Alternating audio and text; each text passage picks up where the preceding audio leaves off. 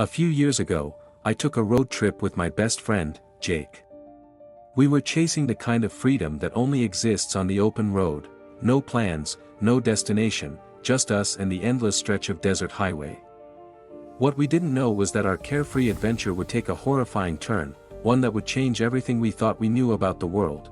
We were driving through a remote part of the Navajo Nation, surrounded by desert as far as the eye could see. Civilization felt like a distant memory. The only light came from the moon above and the headlights of our car cutting through the darkness.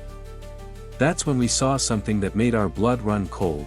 At first, it looked like a man standing by the roadside, tall, thin, still. But something felt off. As we got closer, the details became more disturbing. Its limbs were unnaturally long and bent at strange angles. The eyes, they glowed faintly in the dark, like the reflective eyes of a predator, but there was something deeply wrong about them. They didn't blink. They just stared, then, without warning, it was gone. Just disappeared into the shadows of the desert like smoke in the wind. Jake nervously laughed it off, saying it was probably just a trick of the light. I tried to believe that too, but deep down, something about that figure stayed with me. We kept driving, both of us quieter now, more alert, watching the sides of the road as the miles crept by. A short while later, strange things started happening. We began hearing odd noises, scratching against the windows, soft tapping on the roof, and whispers that seemed to float through the air like smoke. It felt like we were being followed, like something was toying with us, staying just out of reach. Jake turned up the radio to drown it out, but the static only made things worse. Through the fuzz, I could swear I heard my name being whispered. Suddenly, something slammed into the side of the car with such force that we were thrown off the road. The vehicle spun out, the tires skidding wildly before we flipped over and landed hard in the sand. The car was a wreck. My head was spinning, and Jake was gone. Panic set in. I climbed out, calling his name into the vast darkness, but there was no answer. The only response was the howling wind and the soft crunch of sand under my feet. I wandered for what felt like hours, my flashlight flickering, scanning the empty landscape. That's when I saw it again. There, on a nearby ridge, stood the same figure. Tall, hunched, unmoving. Its glowing eyes locked onto me. Unblinking. And this time, it didn't vanish. It just stood there, watching.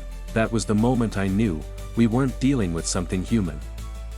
I remembered the stories we'd heard in passing, the local legends we'd laughed off. Tales of skinwalkers, shape-shifting creatures that could take the form of animals or even people.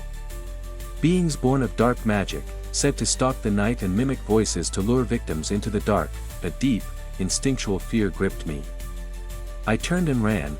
No matter how far I went, I couldn't shake the feeling that something was behind me. I didn't stop moving, stumbling through the desert for what felt like days. I barely slept, barely ate. Every time I closed my eyes, I saw those glowing eyes. I heard Jake's voice calling me, even though I knew it wasn't really him. Eventually, I reached a small town and flagged down help. I told them everything, about the crash, the creature, Jake's disappearance. But no one believed me. They said I must have been delirious from the heat, or in shock from the accident. Some even suggested I imagined the whole thing as a way to cope with my friend going missing, but I know what I saw. I know what followed us that night. The desert is a strange, unforgiving place. It's not just the heat or the isolation that gets to you, it's what lives out there in the spaces between stories and reality. Creatures that don't belong in the world we know, and yet somehow walk among us, cloaked in shadow and legend. Even now I don't sleep well. Some nights, I wake up to the sound of soft tapping on the glass. A whisper on the wind that sounds like Jake's voice, calling from the dark. The scar I got that night still burns sometimes, like a warning, so if you ever find yourself driving through the desert at night, remember this: not all who walk the earth are meant to be seen. If you see something watching from the roadside, don't stop. Don't look too long. And whatever you do, don't answer when it calls your name. This story was told to me by a fellow guide, let's call him Stephen, who had been leading canoe trips in Lake of the Woods for about 6 years. I want to start by making something very clear, I didn't experience this firsthand. What I'm about to share comes from Stephen and from the experiences of a few other guides he worked with over the years. But even if it's secondhand, it's not something we take lightly. Where we work, there's an unspoken rule, we don't tell stories about the W. We don't try to scare campers with them, and we don't even speak its full name anymore. We just call it the W. It might sound silly to someone who hasn't worked in the backcountry or heard these stories passed down. But out here, where the nights are pitch black and the forest seems alive with eyes, you start to understand why some names are better left unsaid. I want to be respectful as I share this. I'm not an expert on the W or on indigenous beliefs and folklore. Everything I know has been passed down through the guide community, stories told over late-night campfires or shared during long paddles between islands. If anything I say comes across as inaccurate, I truly mean no offense. I'm just relaying the details as I was told them. There is one detail, however, that comes up again and again in these stories, glowing red eyes. That's the sign, they say, the one thing you can't mistake. If you see two piercing, red eyes watching you in the dark, it's not a moose, not a bear, not a trick of the light. It's something else entirely. Stephen's encounter happened one summer, about 5 or 6 years ago.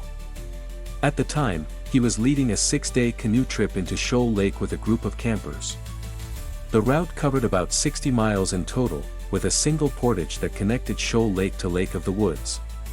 It was on day 4, during their return trip, that things got strange.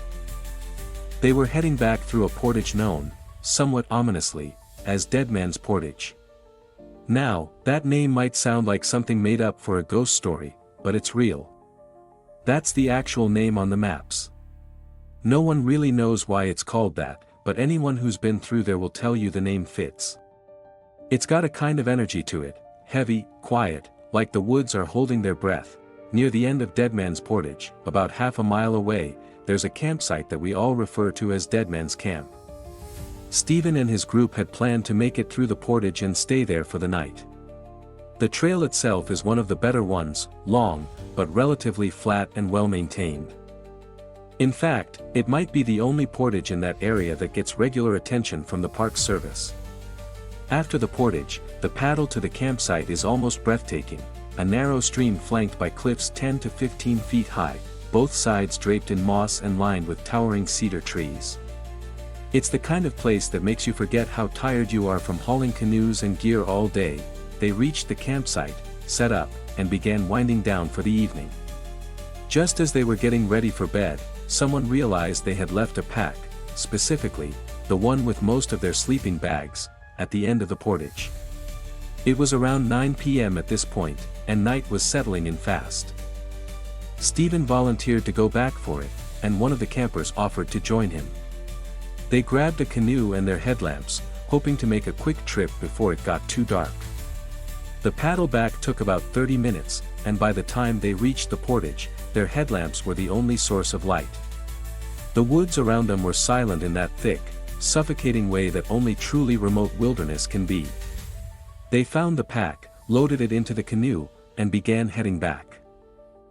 That's when things got strange. At first, Stephen heard splashes behind them, loud ones, like something big hitting the water. He assumed it was a beaver. It's not uncommon to hear them slap their tails against the surface, and it can sound alarmingly like a rock being thrown. But then the splashing didn't stop. It wasn't just 1 or 2 tail slaps, it was several, and they were close.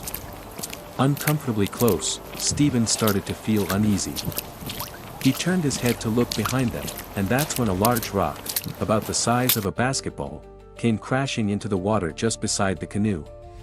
It hadn't fallen. It had been thrown. Hard. That was the moment they realized they weren't alone out there. They paddled as fast as they could, trying to put distance between themselves and whatever was following them. More splashes echoed behind them, but none got quite as close as that first one. Then Stephen glanced back one last time, and that's when he saw them, 2 glowing red eyes staring down at them from the top of a cliff, maybe 15 feet above the water. Motionless. Watching, no more rocks came after that. Whatever it was didn't follow them the rest of the way. They made it back to camp in silence, out of breath and pale. Stephen didn't tell the rest of the group what had happened that night until much later. He didn't want to scare anyone. The rest of their trip passed without incident. No strange sounds, no red eyes, no flying rocks. But Stephen told me that ever since that night, he's never felt right going through Deadman's Portage. He always checks, triple checks, that nothing is left behind. And when he paddles through that narrow channel between the cliffs, he does it always keeping one eye on the tree line above. It's easy to laugh at stories like these when you hear them in daylight, safe and dry. But out there, under a canopy of stars and surrounded by miles of untouched forest, things feel different.